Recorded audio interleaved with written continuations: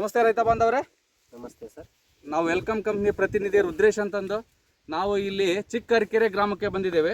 ಚಿಕ್ಕರಕೆರೆ ಗ್ರಾಮದಲ್ಲಿ ನಾವು ಚಿಲ್ಲಿ 5021 ಅಂತ ವೆಲ್ಕಮ್ ಕಂಪ್ನಿದು 5021 ಅಂತ ಬೆಳೆದಿದ್ದಾರೆ.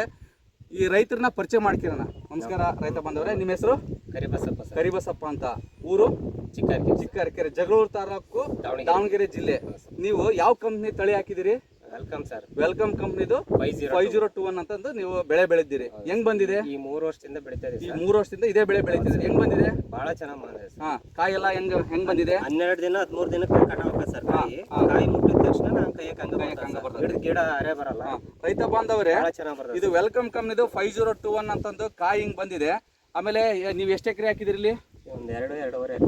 2.5 ಎಕರೆ. ರೋಗ ಇದಕ್ಕೆಲ್ಲ ಹೆಂಗೆ? ಆಗಿಲ್ಲ ಸರ್. ಒಂದೇ ಸತಿ ಸರ್ ಸ್ಪ್ರೇ ಮಾಡಿದ್ರೆ ಒಂದೇ ಸತಿ ಕಾಯಿ ಇರ್ತೀವಿ. ಒಂದೇ ಸತಿ ಸ್ಪ್ರೇ ಮಾಡಿರೋದು. ನಿಮಗೆ ಒಟ್ಟಾರೆ ಇಳುವರಿ ಚೆನ್ನಾಗಿದೆ? ಬಹಳ ಚೆನ್ನಾಗಿದೆ ಸರ್. ಈಗ 2 ಎಕರೆ ಬೇಡ, ಒಂದು 2.25 ಎಕರೆ ಐತಾ. 85 ಬಟಾರ ಒಂದು ಕಟಾವಿ. ಒಂದು ಸತಿಗೆ 85 ಬಟಾರ ಹರಿತಾ ಇದ್ದೀರಿ. ಆಮೇಲೆ ಇಲ್ಲೆಲ್ಲ ಸುತ್ತಮುತ್ತ ರೈತರು ಏನಂತಿದ್ದಾರೆ, ಇದನ್ನ ಬಹಳ ಚೆನ್ನಾಗಿ ಬಂದೈತಿ.